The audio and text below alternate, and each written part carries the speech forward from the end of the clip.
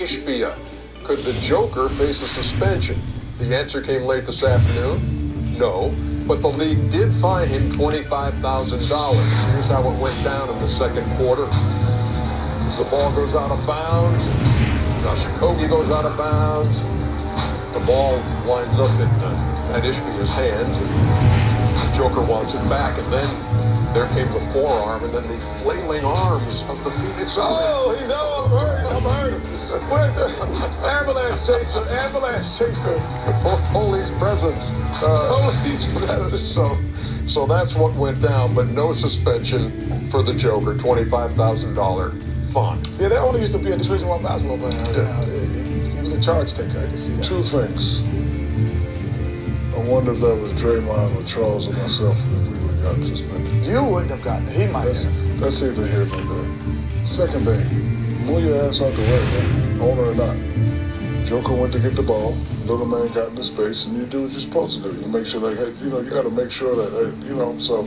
But I'm glad nothing happened. The owner came out with a statement, said, look, let Joker play. Let him finish. That nobody should be. But I was thinking to myself, what if that was Draymond? Well, I don't know. Just asking the question. The Joker doesn't have a history either. Okay, I'm not. Well, they say history has entered What if that into was it. me? History is in it, but it's funny. I was talking to former NBA ref, one of the good friends of ours, Bob Delaney. Yeah.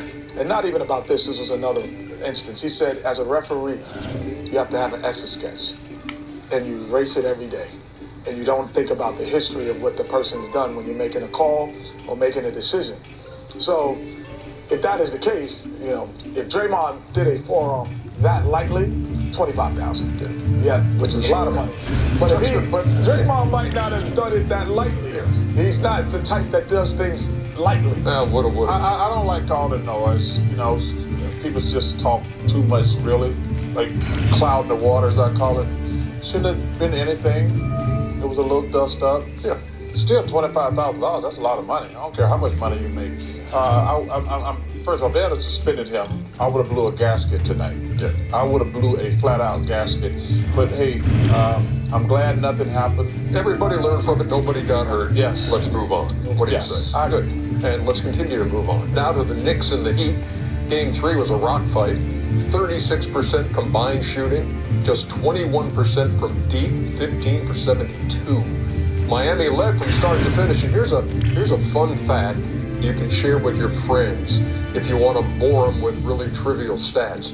Miami won every quarter, which has only happened 5 times in the 57 games played so far. In fact, the Heat have done it twice, none of which has a bearing on Game 4.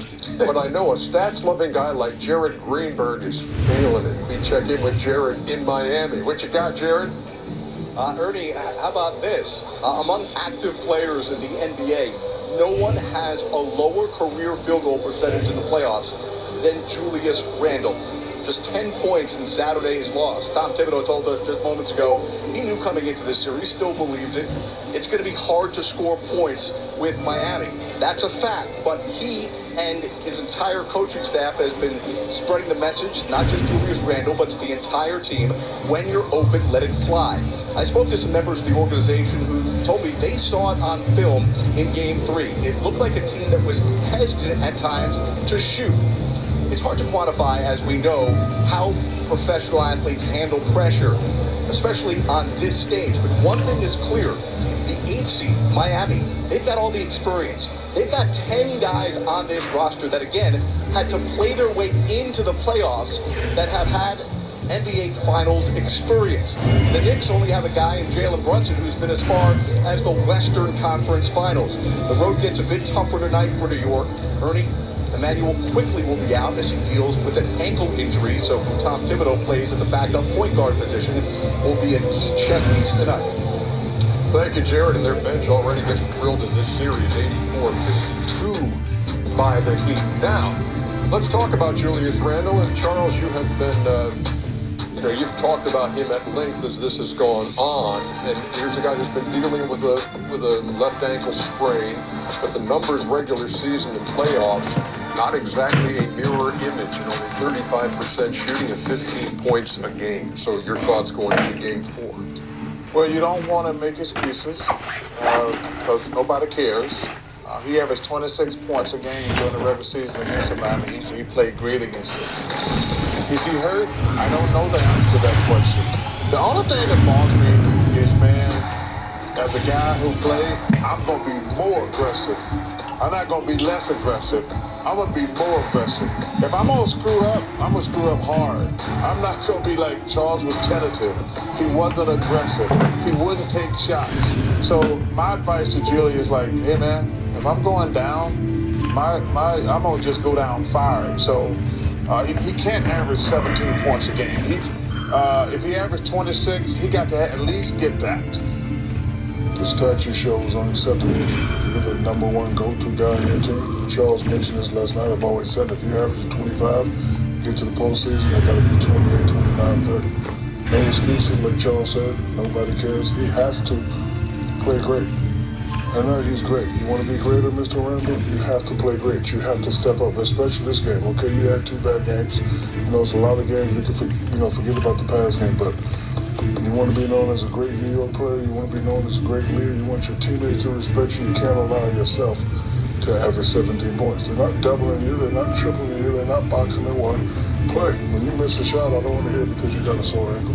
If your ankle is sore, don't play. I don't want to hear it. Nobody cares. But averaging 26 during the regular season, killing them down to 17, unacceptable. And I don't want to hear no excuses. You have to go out and play. You want to be a great player, you want to be a New York great, you got to do what Patrick Ewing and those guys did. You got to get this game tonight, period.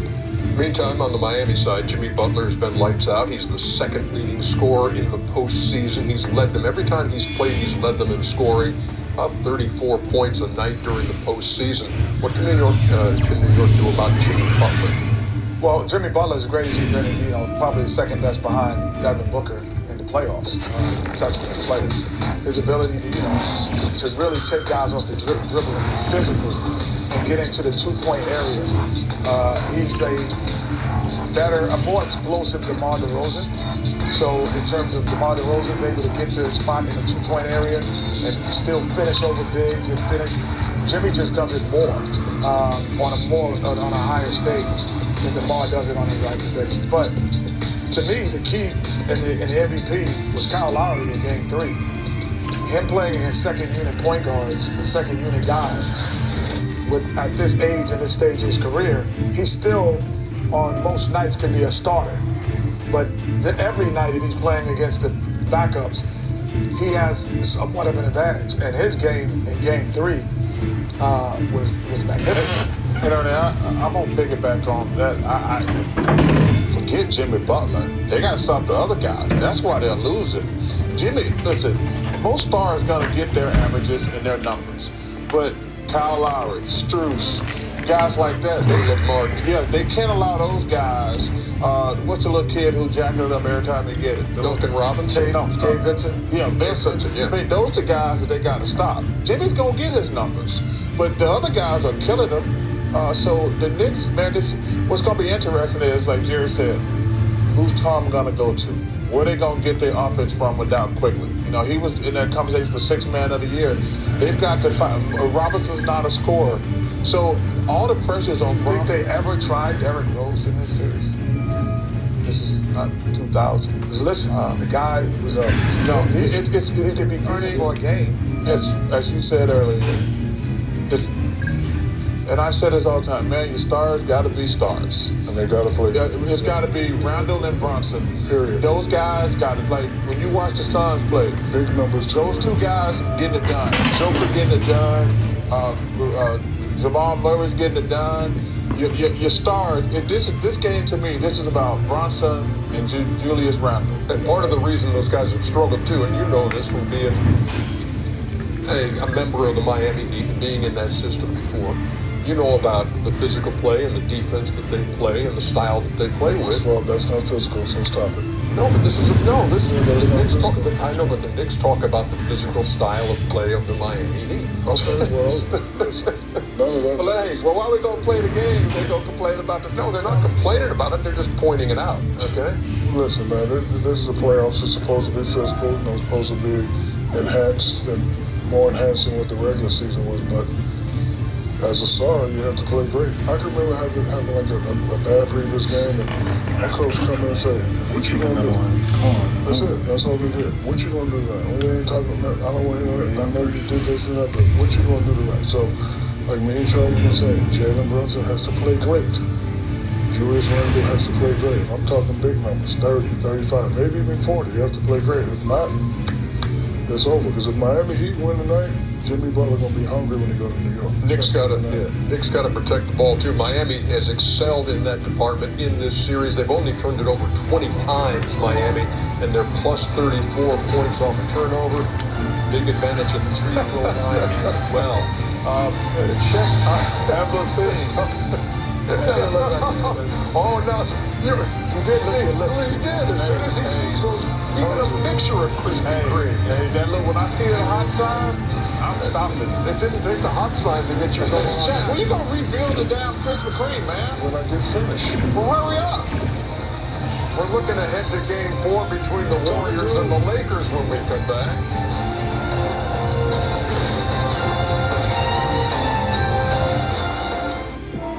Just need to look at this as your destiny.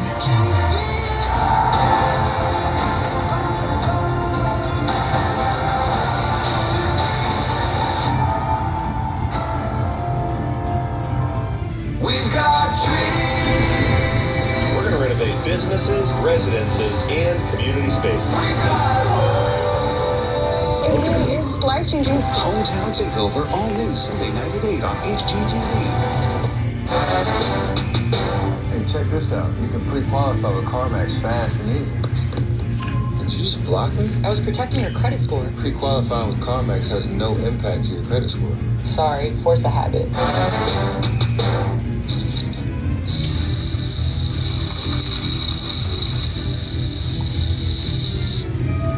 Spam. Don't knock it till you've fried it. Sizzle, pork, and... This is Cassie. She never really paid attention to her credit scores until she got Credit Karma and used her scores to score more. Like a great rate on an auto loan for some more reliable wheels. Credit Karma. Download the free money app where your hard work pays off. Arby's 2 for $4 bourbon barbecue sliders combine the best of authentic barbecue. Meats, pickle, sauce, lot of napkins, countertop, cowboy hat. Arby's, we have the meats. It's been a battle. Professional wrestling business is a dark business. The hardest thing is that fear of never wrestling again. I'm very lucky to have this life. Whether your nose was broken, you're tired, it doesn't matter. It's finally your time. Really cool? It could probably be cool. Thank you. With your hammer, that's what it's all about. AEW All Access, season finale Wednesday at 10 on TBS.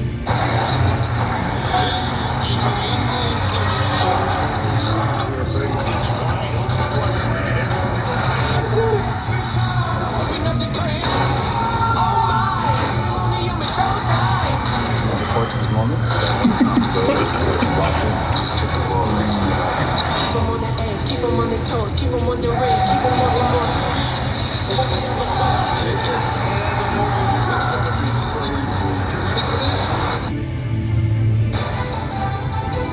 You're watching TNT NBA Tip-Off, presented by CarMax. The way it should be. Later tonight, a chance for Anthony Davis to rewrite this narrative. This is pretty bizarre. Odd number games. It's crazy. Averaging about 28 and 17. Even number games, 13 and 10, and shooting 40%. And tonight is an even number game. Maybe he's a voodoo spell. We'll see. So that's just one of the storylines heading into Game 4. For others, we turn to Chris Haynes out there in Los Angeles. Chris, good evening.